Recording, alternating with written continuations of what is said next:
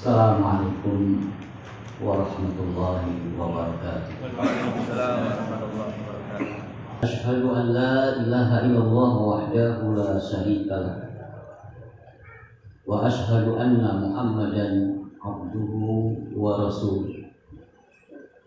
Allahumma salli wa sallim wa barik ala nabiyyina Muhammadin wa ala alihi wa ashabihi wa man tabi'ahum bi ihsan ila yaumil qiyamah.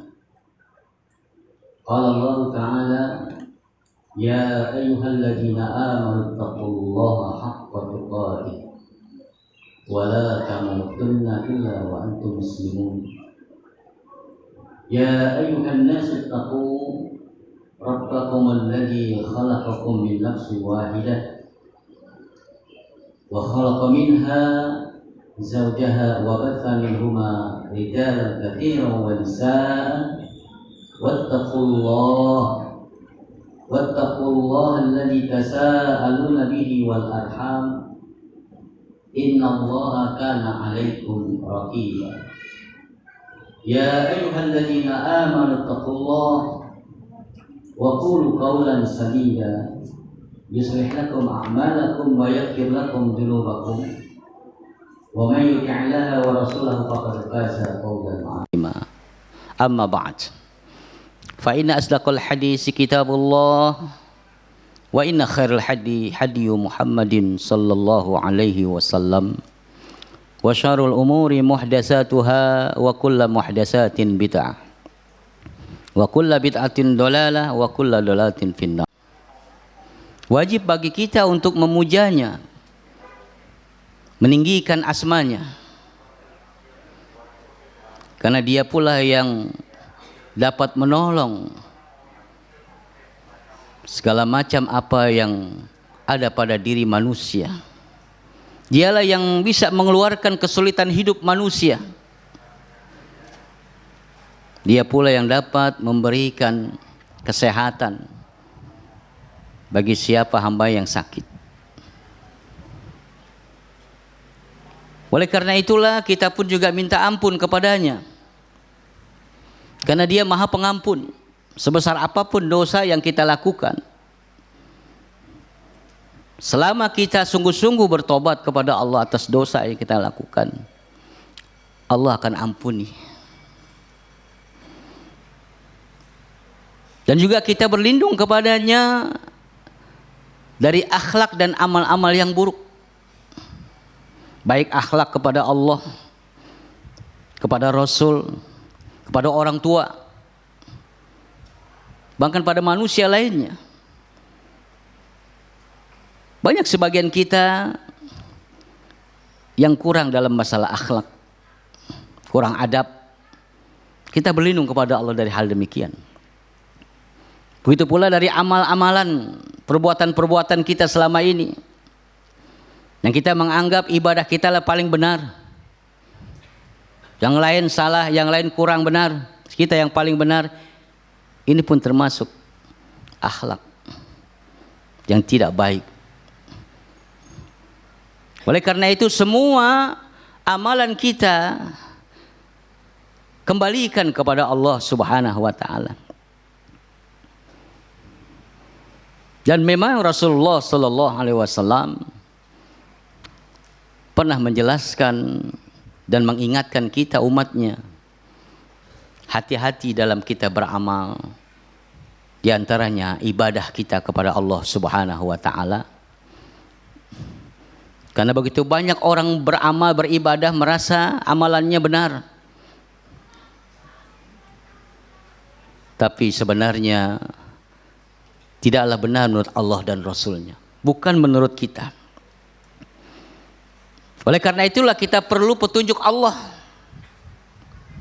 Kita butuh hidayah Allah Subhanahu wa taala. Rasulullah sallallahu alaihi wasallam bersabda, "May yahdihillah fala mudhillalah wa may yudlil fala hadiyalah." Barang siapa yang mendapatkan petunjuk dari Allah berupa hidayahnya, maka tidak seorang pun, kekuatan apapun yang mampu untuk menyesatkannya. Kalau Allah sudah berikan hidayah. Kenapa Allah berikan hidayah kepada orang ini? Karena orang ini berusaha untuk dekat kepada Allah. Dan dia termasuk orang dikatakan dalam Quran qad aflaha man zakkaha. Sungguh beruntung kata Allah bagi siapa saja yang membersihkan jiwanya, hatinya dari penyakit-penyakit hati yang membawa dia kepada dosa. Dan sungguh rugi wa qad khaba man dassaha. Orang yang terus-menerus menutup hatinya, menutup telinganya sehingga tidak mau terbuka untuk menerima kebenaran dari Allah Subhanahu wa taala. Dan kalau orang ini wa mayudlil fala hadiyalah, kata Rasulullah. Kalau Allah sudah sesatkan manusia ini, tidak ada satupun juga kekuatan apapun yang ada pada manusia untuk memberikan hidayah. Tidak ada kekuatan. Kita lihat Rasulullah Sallallahu Alaihi Wasallam sendiri tidak mampu memberikan hidayah kepada orang yang sangat dicintainya, itu pamannya Abu Thalib. Padahal kita tahu pamannya Abu Thalib ini begitu banyak menolong Rasul dalam perjuangan Islam, walaupun belum Islam. Nah, ketika beliau sakit, Rasulullah lebih dahulu menjenguknya. Ketika dalam keadaan sakaratul maut, Rasul dekatkan ke telinga. Lisannya ini mengucapkan ya qul la ilaha illallah. Wahai pamanku, ucapkan kalimat ini la ilaha illallah. Dengan kalimat ini aku akan jadi saksi di hadapan Allah. Rasul mohon kepada Allah akan diberikan hidayah. Datang pamannya Abu Jahal, Abu Lahab dan abu-abu yang lain, mengatakan jangan kau dengarkan Muhammad, kau tetaplah bertuhan kepada Tuhan kita. Tapi Rasul tidak putus asa, terus membisiki telinga pamannya agar pamannya sadar dan bisa mengucapkan la ilaha illallah. Akhirnya qadarullah, pamannya mati dalam keadaan kufur kepada Allah Subhanahu wa ta'ala. Dan dalam riwayat lain bahwasanya pamannya ini ahli neraka, ahli nar, karena belum Islam, masih kufur keyakinan etikotnya.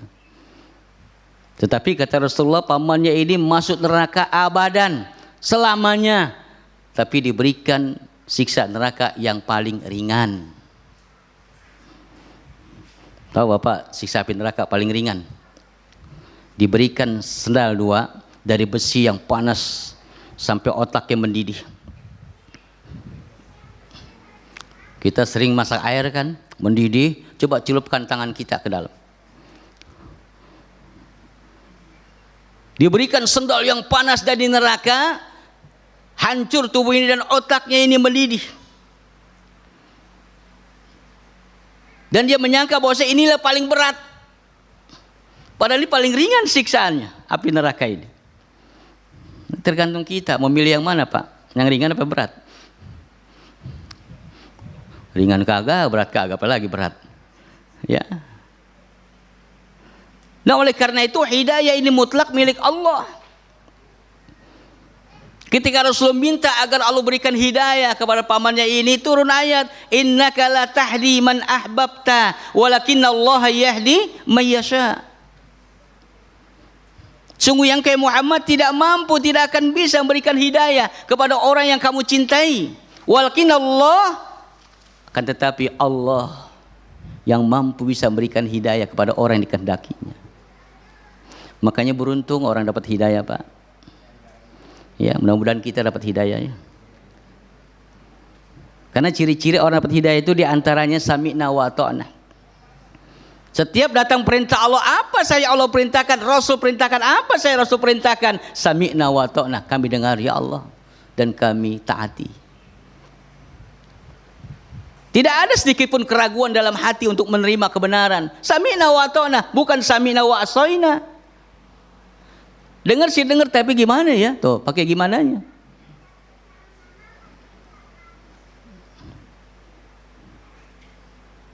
Jamaah sekalian yang saya muliakan, itu muqaddimah tentang masalah pentingnya kita memburu hidayah itu dengan amaliyah kita, pendekatan kita kepada Allah. Baik, pembahasan kita pada pagi hari yang cerah ini tentang masalah wasiat seorang nabi, Nabi Yakub kepada anak-anaknya. Yang diwasiatkan Nabi Yakub bukan masalah harta, bukan masalah rumah, tanah, bukan. Walaupun itu penting, bukan nggak penting. Kita masih hidup di dunia ini perlu harta, perlu rumah, tempat tinggal, baju, pakaian dan sebagainya. Tapi ada hal yang lebih penting dari itu, yang harus diutamakan. Oleh karena itu Nabi Yakub memanggil anaknya semuanya yang 12 itu. Am kuntum syuhada idza hadara Yaqubal maut. Apakah kalian hadir menyaksikan ketika detik-detik akan datangnya ajal kepada Nabi Yakub? Jadi ketika dalam keadaan sakit Nabi Yakub, dalam keadaan mengakhiri hidupnya, detik-detik mengakhiri hidupnya, dipanggil anaknya semua itu. Apa kata Nabi Yakub? Idza qala li banihi ma ta'buduna min ba'di. Kalau bahasa kita terjemah, wahai anak-anakku, apa yang akan kamu sembah nak setelah aku sudah tidak ada? Ini Nabi Yakub, seorang nabi, bukan manusia seperti kita biasa.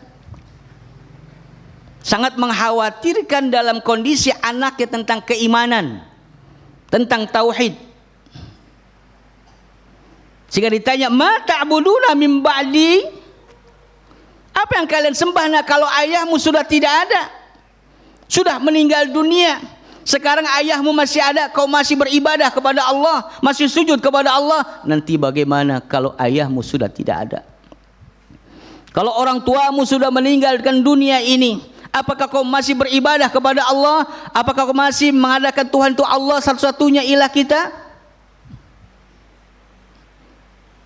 Qalu, semua anak-anaknya menjawab, na'budu ilahaka wa ilaha abaika Ibrahim wa Ismail wa Ishaq ilahu wahidah wa nahnu lahu muslimun. Kami tetap beribadah kepada Tuhanmu. Ini anaknya jawab nih. Dan kepada Tuhan bapakmu, yaitu Ibrahim, Ismail, Ishak. Tuhan yang esa itu Allah Rabbul Alamin. Setelah mendengar anaknya ucapkan seperti ini, merasa tenanglah Nabi Yakub. Merasa tenang jiwanya. Karena khawatir sepeninggal Nabi Yakub, walaupun seorang nabi, mereka sudah tidak lagi beribadah kepada Allah. Mereka akan ikut beribadah bukan kepada Allah tapi kepada patung-patung di pada masa itu. Tapi anaknya semua serta menjawab, na'budu ilahak. Kami tetap beribadah kepada Tuhanmu, itu Allah Rabbul Alamin. Sekarang bagaimana kita Bapak sebagai orang tua? Saya orang tua, antum orang tua, punya anak, bahkan punya cucu, punya keturunan juriyah. Kita boleh mengumpulkan anak, jangan nunggu mati. Ntar pulang ada anak, kumpul ke sini. Bapak mau kasih tahu, Bapak mau nanya pada kalian. Apa yang ditanyakan oleh Nabi Yakub, boleh Bapak tanyakan pada anak-anak Bapak. Nah, sekarang Bapak masih hidup. Kamu sholat sama Bapak di masjid, iya. Tapi bagaimana kalau Bapak sudah tidak ada? Kau masih sholatkah di masjid? Masih ibadahkah kepada Allah? Masih tauhidkan Allah atau tidak? Itu perlu ditanya. Apalagi anak zaman sekarang penuh dengan fitnah.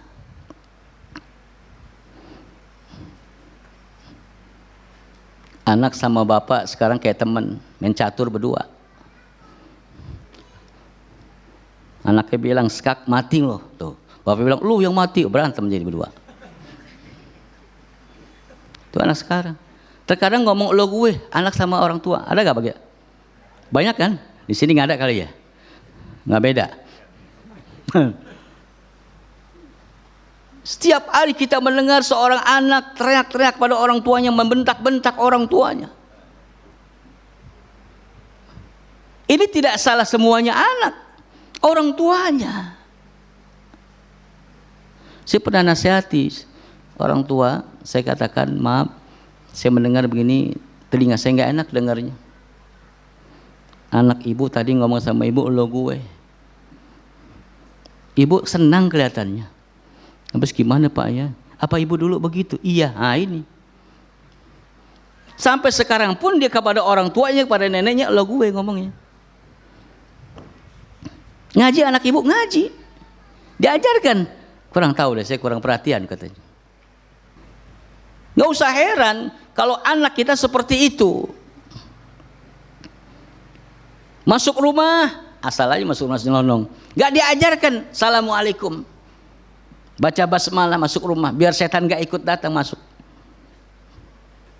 Coba lihat dalam Quran. Al-Imran 185 itu.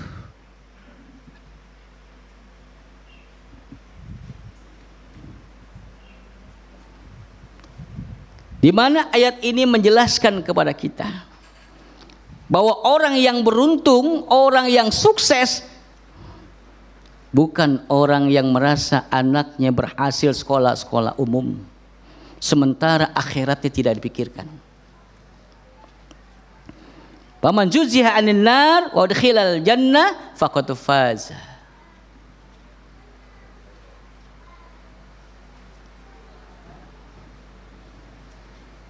Maka barang siapa yang diselamatkan dari api neraka dan dimasukkan ke dalam surga, itulah orang yang beruntung. Makanya Imam Syafi'i rahimahullah ta'ala menafsirkan ayat ini. Dia mengatakan bahwa orang yang beruntung itu adalah di mana orang tuanya menapakkan kakinya beserta anak istrinya ke surga.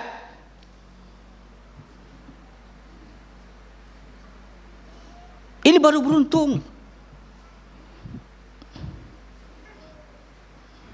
Kalau Bapak baca dalam kitab Imam Az-Zahabi, ya, tentang dosa-dosa besar, Al-Kabair namanya kitabnya. Di situ ada perkataan seorang ulama Ibnu Qayyim Al-Jauziyah itu bahwa orang yang hidup di dunia ini kehidupannya kelihatan wah, tapi dia tidak pernah sujud kepada Allah, nggak berkah hidup.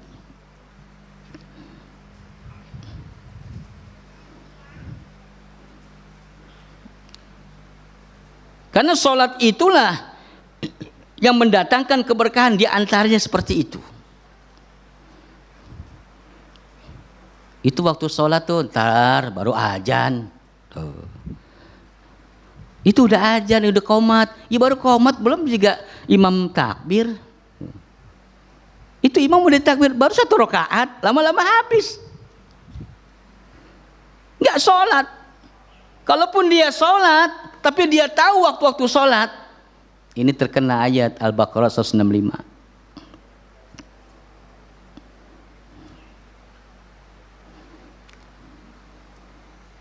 Allah menjelaskan wa minan nasi mattakhizu min dunillahi andada yuhibbunahum ka hubbillah. Sebagian umat manusia menjadikan Allah rivalitas, tandingan, andad. Yuhibbunahum ka hubbillah. Mereka cenderung cinta kepada sesuatu dan juga cinta kepada Allah. Allah nomor belakang. Maaf, di sini ada Kang Ojek ya Pak? Ada Kang Ojek? Ya. Di rumah itu ada Kang Ojek. Sudah wudu, sudah masuk ke musola, duduk sambil dengarkan azan. Tiba-tiba bel HP-nya. Bunyi beda ya kalau itu ya, online ya. Bunyi terut. Oh. Ini nih. Waduh, gimana nih ya? Tuh. Ini perlu bener nih. Ini orang ini perlu manggil nih. Sekarang juga Pak, sekarang juga. Udah azan. Udah duduk di musola. Ditutup, dia keluar. yuhibbunahum ini. Mereka cenderung kepada yang lain dulu, walaupun pulang dia sholat juga. Ini kata Ibnu Abbas sudah termasuk masuk syirik khafi. Hati-hati. Syirik khafi itu kata Nabi asyirku min hajhil akhfa min Nabi bin Namlah. Syirik umatku itu beda dengan syirik umat-umat terdahulu jahiliyah. Mereka kelihatan Tuhannya patung, berhala, kelihatan batu, kelihatan api, kelihatan Tuhan mereka. Tapi umatku ini akhfa, tersembunyi. Menurut kita masih tauhid. Tapi menurut Allah dia sudah membuat andat antara aku dengan sesuatu. Tandingan. Sahabat pernah bertanya, Rasulullah, apa sih syirik itu? Kata Nabi, syirik itu adalah orang yang telah membuat andat antara Allah dengan sesuatu. Nah, umat sekarang ini nggak sadar telah masuk kepada gerbang kesyirikan, menganggap remeh tentang panggilan Allah. Makanya Allah jawab dalam surat itu pula, walladzina amanu asaddu hubbalillah. Ada lanjutan itu. Adapun orang-orang yang beriman, yang cintanya betul kepada Allah, dia sangat menomorsatukan Allah. Maka dalam Al-Quran surat Ar-Rum 30 itu Allah mengatakan innalladzina qalu rabbunallah summa istaqamu. Sesungguhnya orang-orang yang mengatakan Tuhan kami adalah Allah, summa istaqamu, kemudian dia teguhkan perkataan itu, istiqomah. Apa kata Allah? Tatanazzalu malaikah. Allah turunkan malaikat dan menyatakan ala takhafu wa la tahzanu. Jangan takut, jangan sedih. Jangan takut. Jangan takut miskin, jangan takut begini dan itu. Kalau kita sudah mengucapkan la ilaha illallah, kita yakini kebenaran Allah Subhanahu wa taala, istiqomah. Allah janji. Banyak Quran yang dikatakan Allah itu janji kepada kita. Janji Allah itu benar. Allah nggak pernah bohong janjinya. Wa'adallah haq. Janji Allah itu benar. Manusia yang banyak bohongnya. Baik janji kepada Allah, tar saya tobat ya kalau punya ini punya itu. Tobat kagak. Akhirnya tomat. Habis tobat kumat. Itu yang ada. Allah berjanji dalam Quran banyak sekali. Di antara dalam surat Toha itu ayat 123. Fa imma ya'tiyannakum minni hudan famanittaba'a hudaya fala yadhillu wa la yasqa.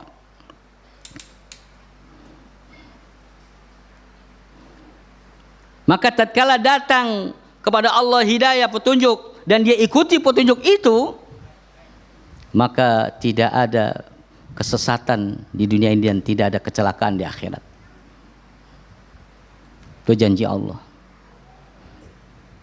Bahkan hidup dunia Allah berikan berkah. Walau ana ahla qura amanu wattaqau la fatahna alaihim barakatim minas sama'i wal ard. Sekiranya penduduk negeri ini beriman dan bertakwa kepada Allah, Allah akan turunkan keberkahan dari langit dan bumi. Itu janji Allah. Syaratnya apa? Iman dan takwa. Taati Allah. Jangan maksiat kepada Allah. Kalau kita sudah mengucapkan Allah Tuhan kita, kita istiqomah, teguh pendirian. Karena Allah punya hak. Apa hak Allah yang wajib kita penuhi sebagai hambanya? Ini terjadi dialog antara Mu'adz bin Jabal dengan Rasulullah ketika safar. Ketika ditanya oleh Rasulullah, ya Mu'adz, ada di haqqullah alal ibad wa haqqul ibad alallah. Tahukah kamu apa hak Allah terhadap hambanya dan apa hak hambanya terhadap Allah?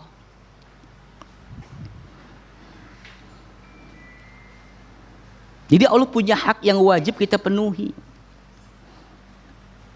Qala Mu'adz bin Jabal nggak bisa jawab, Allah wa Rasul a'lam katanya. Hanya Allah dan Rasulnya lebih tahu.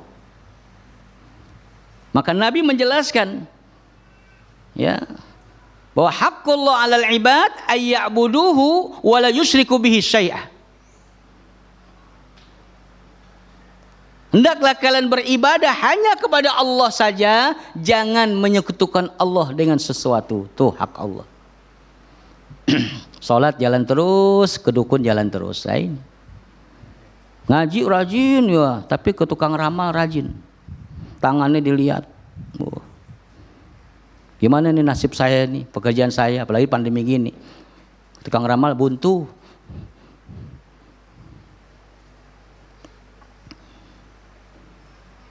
Kita tanya, yang sebenarnya harus tanya kepada Allah. Kalau ada masalah datang kepada Allah, bagaimana caranya? Bangun malam. Ini bangun malam kencing doang, tidur lagi. Benar gak?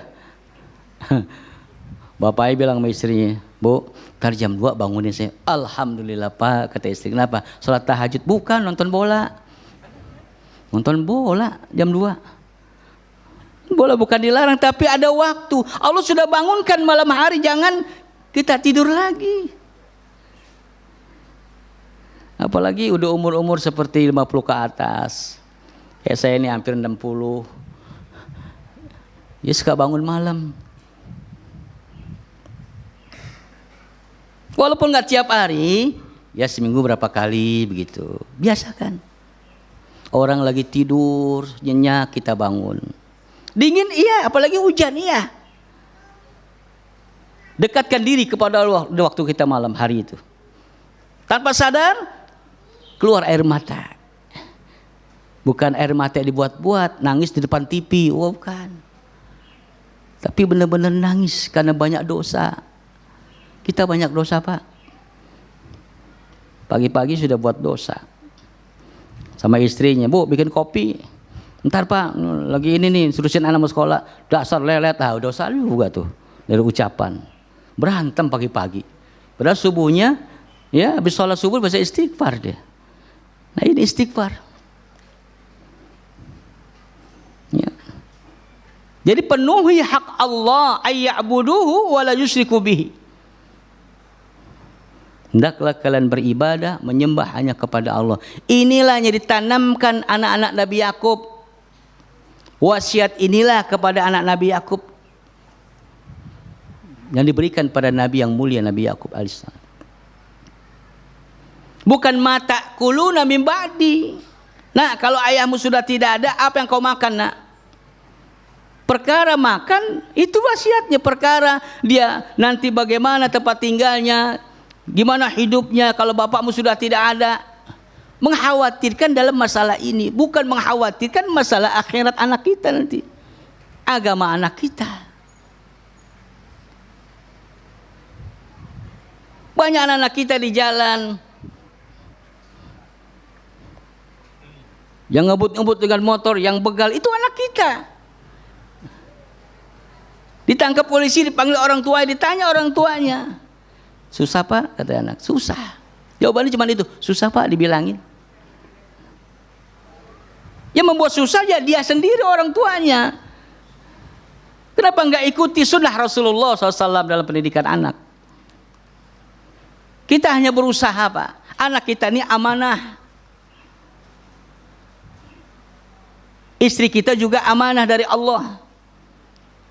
Berbuatlah kebaikan kepada anak dan istri kita. Bapak sholat, Bapak puasa sunnah, ibadah Bapak lakukan dengan rajin. Haji berkali-kali, umroh apalagi.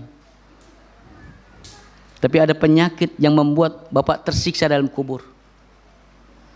Ini ada satu kisah sahabat Rasulullah SAW, Bapak mungkin pernah mendengar. Yang bernama Sa'ad bin Mu'adz. Pernah dengar Pak? Dia seorang pahlawan pemimpin Islam dalam perang apapun dia datang bersama Rasulullah. Di perang Badar menjadi tameng Rasulullah. Dilindungi Rasulullah dari musuh-musuh. Berani orangnya. Dan baik sama kawan-kawannya. ketika perang Khandaq terpanah badannya. Dibawa ke tempat Rasulullah, di kemah Rasulullah. Ya Rasulullah tiap hari bisa melihat keadaannya. Satu saat ketika Rasul ke kemah, Sa'ad bin Mu'adz ini tidak ada. Karena Rasul tahu terkena panah beracun ini parah sekali. Ternyata sudah dibawa sama saudara di kampung. Nabi nyusul. Sahabat ikut nyusul sampai dalam riwayat sendal sahabat itu putus. Karena terburu-buru ikut Nabi. Nabi sampai tidak pakai sendal. Ingin mengejar. Jangan sampai kedahuluan malaikat. Karena ada 70 malaikat datang kepada Sa'ad bin Mu'adz. 70 malaikat, Pak. Rasul melihat. Rasul diberikan mukjizat oleh Allah, bisa lihat. Sampai di kampungnya Sa'ad bin Mu'adz ini, ternyata benar. Sa'ad sudah wafat. Sudah wafat, sudah meninggal dunia. Benar kata Rasulullah. Malaikat sudah banyak menunggu. Ketika digotong, nggak terasa ada jenazah, kayak kapas di bawah, digotong itu. Kata Rasulullah, ya pantas emang kayak kapas. Kenapa? Karena 70 malaikat ikut gotong. Gimana nggak enteng? Itu amaliyah Sa'ad bin Mu'adz itu. Sampai Allah perintahkan malaikat turun. Sampai di pemakaman malaikat pun juga hadir semuanya. Rasul pun di situ memberikan biasa tausiah sebentar. Dan datanglah ibunya Sa'ad bin Mu'adz. Apa kata ibunya? Beruntung kau nak, katanya. Kau orang soleh yang bakti sama ibu, sama bapakmu. Kau pasti masuk surga. Apa kata Rasulullah? Wahai ibu, jangan kau mendahului Allah. Aku melihat anakku sedang dihimpit di kubur ini. Kaget semua orang. Orang saleh, orang berbakti, orang rajin ibadah kepada Allah. Sampai malaikat 70.000 turun. Tapi kata Rasulullah, dia sedang dihimpit. Dosa apa anakku ini, kata ibunya. Kata Rasulullah, karena ada dosa yang dia belum tobat. Dia telah berbuat buruk kepada keluarganya, anak dan istrinya. Itu saja. Kita rajin ikut kajian, sholat rajin, tapi sama anak istri kasar. Sama teman kantor, bukan main baiknya. Ayo makan, sayang bayarin. Gajian ini, bayarin. Tapi giliran di rumah, istri minta buat belanja, gak ada. Pelitnya, bakhili, minta ampun sama keluarganya. Padahal Nabi katakan kau bersedekah yang pertama pada keluargamu dulu, baru pada yang lain. Jangan takut Pak, Bapak berikan makan anak dan istri, pasti dapat pahala dari Allah. Ini tidak, ini kesalahan sahabat Nabi itu Pak. Cuman itu saja. Cuman riwayat lain dikatakan nggak lama dilepaskan oleh Allah dari himpitan itu. Ya. Tapi dia merasakan himpitan kubur. Himpitan kubur itu kita dihimpit, tulang-tulang kita ini hancur Pak. Dan kita nggak mati, merasakan sakitnya itu. Semua itu kata Rasul akan merasakan himpitan kubur.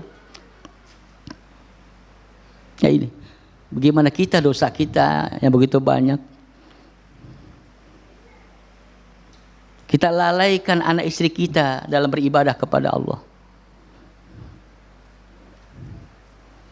Kita lupa kepada Allah. Amanah dari Allah. Di mana Quran mengatakan, ya ayyuhalladzina amanu qu anfusakum wa ahlikum nara. Ya ayyuhalladzina amanu udkhulu fis-silmi kafah. Wahai orang-orang yang beriman, jagalah diri kamu. Kamu di sini kita, Bapak, kepala rumah tangga. Dan keluargamu dari api neraka yang bahan bakarnya batu dan manusia.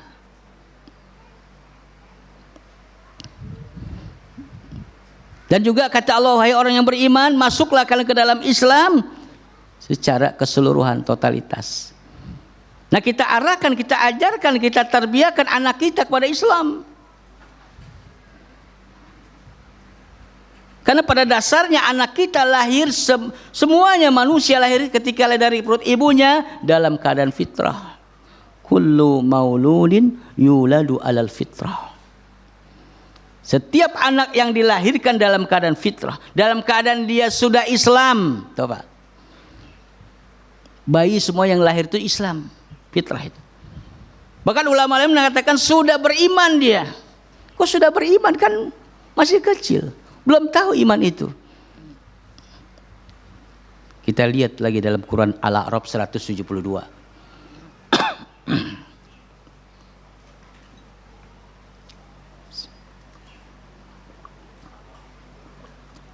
Kalau orang yang ngaji dengan benar, ketemu ini ayat ini. Dia sering baca Quran, ketemu. Al-A'raf 172. Di situ ada kalimat di tengahnya itu alastu birabbikum. Allah bertanya kepada kita bakal cikal manusia. Kita belum masuk ke alam dunia, masih di alam arwah kita. Ditanya oleh Allah kita semua ini, alastu birabbikum, bukankah aku ini Rabbmu? Kalau kita semua bakal cikal manusia menjawab, bala syahidna. Benar ya Allah, kami bersaksi bahwa Engkaulah Tuhanku. Ini sudah tauhid, sudah beriman mengakui akan keesaan Allah. Baru masuk ke alam rahim ibu dan keluar dari rahim ibu. Wallahu akhrajakum min butuni ummahatikum la ta'lamuna syai'a. Allah yang mengeluarkan kalian dari perut ibu kalian dalam keadaan tidak tahu apa-apa, tidak berilmu. Sedikit demi sedikit Allah berikan nikmat. Diciptakan kita telinga oleh Allah untuk mendengar, mata untuk melihat, hati untuk kita bisa meresapi apa yang terjadi.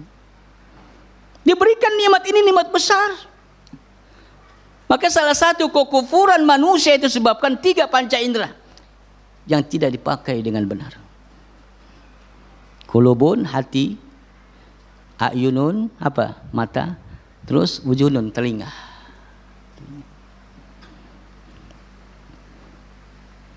Diberikan semuanya untuk mendengar yang baik-baik, mendengar ayat-ayat Allah, mendengar nasihat-nasihat para ulama, para ahli ilmu. Jangan tutup telinga. Hal nunabbiukum bil akhsarina a'mala, kata Allah. Alladzina dhalla sa'yuhum fil hayatid dunya wa hum yahsabuna annahum yuhsinuna sun'ah. Ya Muhammad, katakan pada umatmu, aku akan berikan kabar tentang orang-orang yang rugi amalannya nanti di akhirat. Kenapa itu? Sahabat bertanya pada Rasulullah ketika turun ayat ini, kenapa ya Rasulullah? Allah mengatakan demikian. Amalan apa? Alladzina dhalla sa'yuhum fil hayatid dunya, karena mereka telah beramal sia-sia di dunia ini. Apa sia-sia di sini? Ibnu Abbas menafsirkan, mereka satu tidak ikhlas beribadah, bercampur dengan kesyirikan. Yang kedua, tidak ittiba ala Nabi, tidak mengikuti contoh Rasulullah. Merasa nggak cukup kalau Rasul Nabi ajarkan. Kalau makan itu istilah sayur asam kurang garam. Kayak kurang garam gak enak, makan garam, asamnya juga asam. Ya makan asam itu. Ya, ini. Merasa nggak cukup orang sekarang. Jadi orang kalau sudah mentauhidkan Allah, mentauhidkan Rasulullah SAW, artinya hanya Nabi satu-satunya yang kita ikuti ajarannya, konsekuensinya dia harus tahu, dijauhi keluarga, dijauhi teman, dijauhi tetangga dan sebagainya. Tapi itu sementara kalau kita yakin. Kenapa hidayah susah masuk kepada orang tersebut? Karena tertutup hatinya, banyak titik hitam dosanya lakukan, dia belum tobat. Jadi susah hidayah. Memang itu hak Allah, memang betul. Ayo ngaji tuh, duluan deh. Tuh. Jawabannya begitu, duluan deh. Sholat nih di waktu sholat, ya duluan deh, ntar gak ada. Ada apaan? Ini banyak sekali sebab teman kita ini. Yang lebih kurang ajar suka ngomong, ya deh duluan deh, salam aja sama Allah ya. Tuh, kurang ajar tuh orang. Salam aja sama Allah ya. Maka Nabi katakan dalam hadis sahih, innamal a'malu bil khawatim. Sesungguhnya amal itu dilihat di akhirnya, Pak, bukan di awal. Di awal dia rajin sholat, ketika di akhirnya nggak sholat lagi, itu di akhir yang dinilai. Lagi sehat, sholatnya rajin. Ketika sakit nggak sholat, ini salah, Pak. Saya pernah masuk rumah sakit berdua sama Pak Haji. Saya sholat maghrib, dia nggak sholat. Saya, Pak, sholat Pak. Padahal lebih sehat dia sama saya. Ya, bisa jalan. Oh, saya lagi sakit. Allah juga nauin saya sakit. Allah selalu nauin. Tahu nauin nggak, Pak? Nauin. Ya, Allah juga tahu saya sakit. Wah, tetap sholat, Pak, walaupun sakit. Wah, ajaran mana katanya? Ini justru saya tanya, Bapak ajaran mana? Akhirnya qadarullah lagi, besoknya subuh meninggal. Dalam keadaan meninggalkan sholat al-khawatim tuh, Pak. Dia tutup usia dalam keadaan maksiat kepada Allah. Orang nggak sholat itu maksiat. Jadi maksiat itu bukan jelas kita orang zina itu maksiat. Iya benar, minum khamr maksiat iya. Tapi orang yang nggak sholat lebih maksiat daripada itu, Pak. Kita satu keluarga dalam rumah, ada anak nggak sholat, berarti rumah itu ada maksiatnya. Hati-hati, Pak.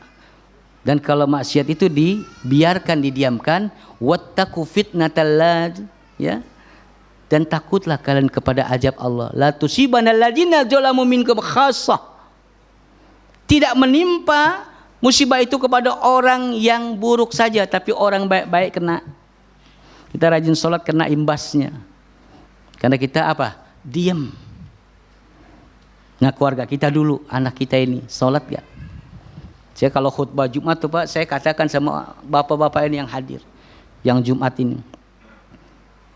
Kalau kita punya anak laki-laki sudah balik, yang tidak ikut kita karena kita bekerja, coba tanya ibunya di rumah. Telepon ibunya, Bu, anak kita ada di mana sekarang?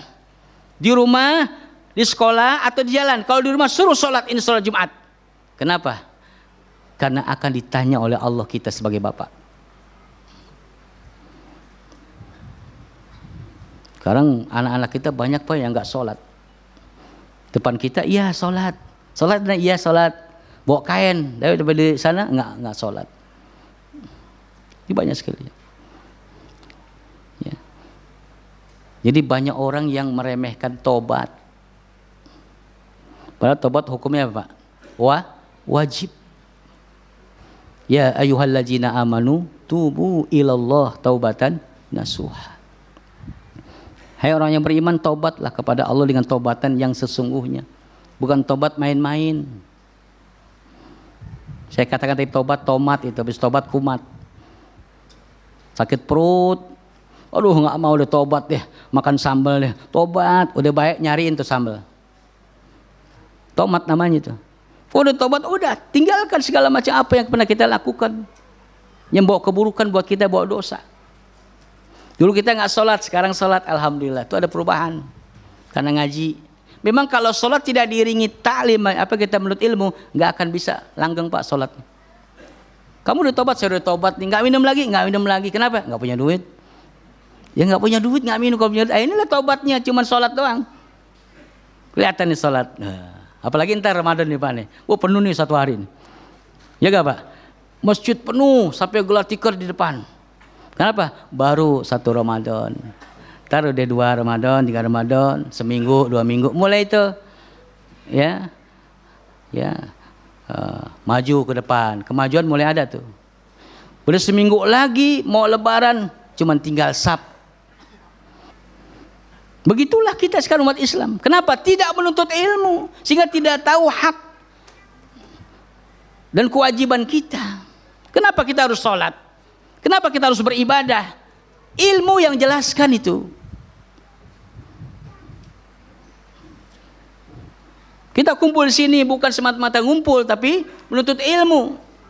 Dengan penuh keikhlasan datang kemari, nggak lihat ustadznya. Kita kalau ngaji lihat ustadznya dulu nih. Ustadznya siapa ya? Wah, ustadznya ini. Wah, ustadznya ini.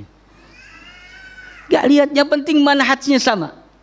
Qala Allah, qala Rasul, wa qala sahabah. Tuh. Nah, jadi Nabi Yakub alaihissalam mewasiatkan anak tentang tauhid, Pak. Bukan masalah harta perlu, tapi tauhid lebih penting. Karena didik tauhid kepada anak-anak kita ini harus kita nomor satukan. Biar anak kita kenal siapa Tuhannya, siapa nabinya, apa agamanya. Oh, saya sudah kenal, kata anak-anak sekarang. Tahu Tuhan saya Allah. Tuh. Nabi saya Nabi Muhammad, agama saya Islam. Apa pemahamannya masukkan. Bagaimana caranya? Ajak ke taklim. Jangan bapak aja masuk surga sendirian. Ajak istri dan juga anak ke taklim, Pak. Biar sama-sama kita dapat ilmu.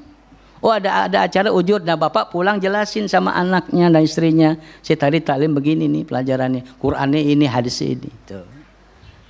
Jadi pulang, gimana Pak tadi pulang? Tahu, lupa saya. Ya, istri nanya tuh. Oleh-olehnya bukan masalah makanan.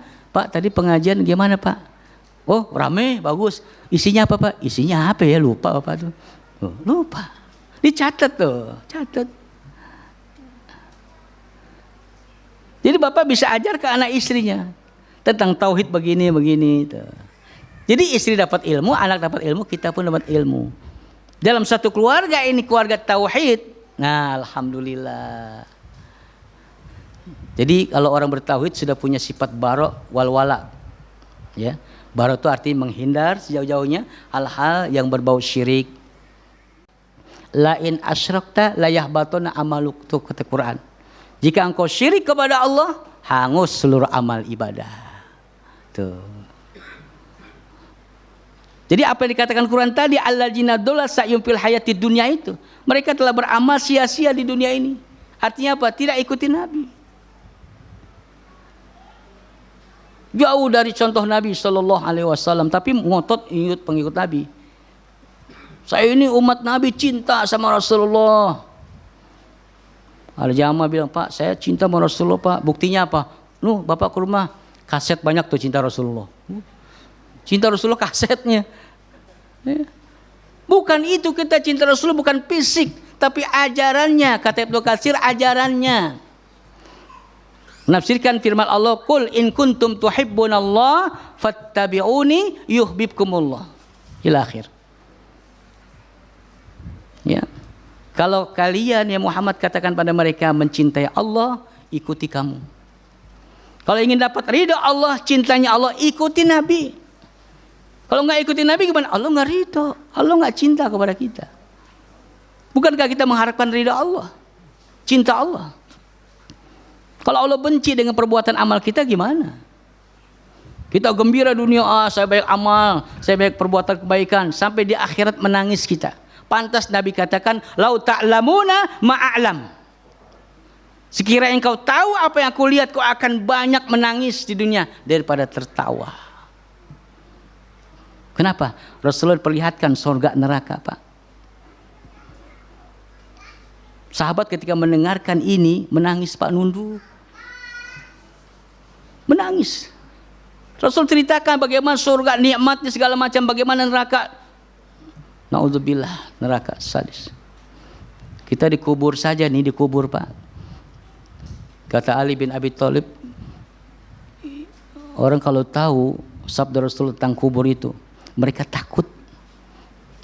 Takutnya apa? Itu baru dikubur sudah datang azab. Utsman bin Affan pernah menangis di sisi kuburan, Pak. Ketika sahabat tanya, Utsman, kenapa kau menangis? Sampai jenggotnya basah karena air mata. Ketika Rasul jelaskan tentang surga neraka, kau enggak nangis. Tapi kenapa kau ketika menguburkan kawan kita ini, kau berdiri di sisi kuburannya, kau menangis? Apa? Jawab Utsman bin Affan, aku pernah mendengar Rasulullah SAW bersabda. Apa kata Utsman? Kata Rasulullah, bahwasanya kuburan itu tempat paling pertama sebelum akhirat. Jadi bukan akhir kubur itu. Kan orang suka ngomong dia sudah kembali kepada tempat peristirahatan yang terakhir. Itu kan suka kita dengar. Bukan terakhir, ini awal. Kubur ini awal menuju akhirat, bukan akhir. Di tempat peristirahatan berarti istirahat tenang dong Pak. Ya, kubur. Nggak ada istirahatnya. Bisa juga lagi diazab. Kalau istirahat dia juga mungkin dapat nikmat kubur. Utsman mengatakan fa inna jaminhu ya pama ba'dahu aisyara minhu. Sekiranya orang dalam kubur ini, kata Nabi SAW, selamat dari azab kubur, maka urusan dia semakin ringan menuju akhirat. Ringan kalau selamat dari azab kubur. Tapi fa in lam yanjuh, jika orang ini dalam kubur tidak selamat dari azab kubur, pama ba'dahu asyaddu minhu, maka orang ini semakin berat menuju akhirat. Semakin berat dia menuju akhirat. Di kubur berat, di akhirat pun lebih berat lagi. Disiksa di kubur, di akhirat pun disiksa lagi. Ini yang dikhawatirkan oleh Rasulullah pada umatnya. Dan kebanyakan orang yang diazab kubur itu, satu, tukang fitnah, tukang gibah, hatinya penuh dengan penyakit, menuduh orang tanpa ada dasarnya. Benci, dengki, hasad, ini penyakit hati Pak. Nggak boleh lihat orang senang, tetangga beli motor meriang, besok beli mobil mati dia. Tersiksa hatinya, orang iri dengki itu tersiksa. Maka kata Nabi, orang yang hasad itu ya ya'kulul hasanat, kata Nabi, tanpa disadari telah memakan kebaikan dia, seperti api memakan kayu, lama-lama habis. Itu orang punya hasad dengki. Ya. Yang hasad dengki ini, penyakit ini bukan saja orang awam dikena dan dihinggapi, orang ahli ilmu pun terkena penyakit hasad dengki. Kayaknya seakan-akan gimana gitu. Ini kuping ini mudah sekali mendengar subhat-subhat. Jangan kita dengarkan itu. Banyak sekali subhat-subhat ini yang suka mengkafirkan kaum muslimin. Itu bukan dari sunnah, bukan dari salaf. Salaf nggak pernah mengkafirkan tanpa dasar dalil yang qat'i. Nggak pernah. Hati-hati ucapan kita ini sering mengkafirkan orang. Walaupun dibacakan ayat tentang munafik, ente munafik, nggak boleh. Ciri-ciri memang dikasih tahu munafik kan, kita tahu hadis Nabi kan. Kalau dia bicara apa? Bohong. Kalau dia diberi amanah, terus kalau dia janji, itu cirinya. Kalau ada tiga-tiganya pada diri kita, munafik tulen tuh. Kalau kang bohong, kalau sono kemarin ngomong bohong mulu. Ya, ini baru ciri-ciri orang munafik tuh. Hati-hati. Orang munafik tuh nggak senang memang dakwah kita. Dakwah yang sunnah tuh nggak senang. Ada sifat munafik. Tapi nggak boleh. Oh dia yang munafik, nggak boleh nunjuk begitu. Ya, nah mudah-mudahan dengan kajian demi kajian kita dengar, kita semakin dewasa dalam wawasan kita tentang Islam. Semakin dewasa kita mengenal sunnah Rasulullah Sallallahu Alaihi Wasallam. Ya, barangkali ini saja yang dapat saya sampaikan, Pak. Ya. Mudah-mudahan ada manfaatnya. Ya, mudah-mudahan Allah pertemukan kita lagi, insya Allah. Ya, mudah-mudahan Bapak sehat, Ibu sehat, lahir dan batin. Masuki Ramadan nanti sampai sehat juga ya, walafiat insyaallah, jauh dari virus-virus ya, entah virus apa, entah saya nggak tahu ya. Mudah-mudahan Allah selamatkan kita di dunia dan akhirat. Sampai sini, subhanakallahumma wa bihamdika asyhadu an la ilaha illa anta astaghfiruka wa atubu ilaik. Assalamualaikum warahmatullahi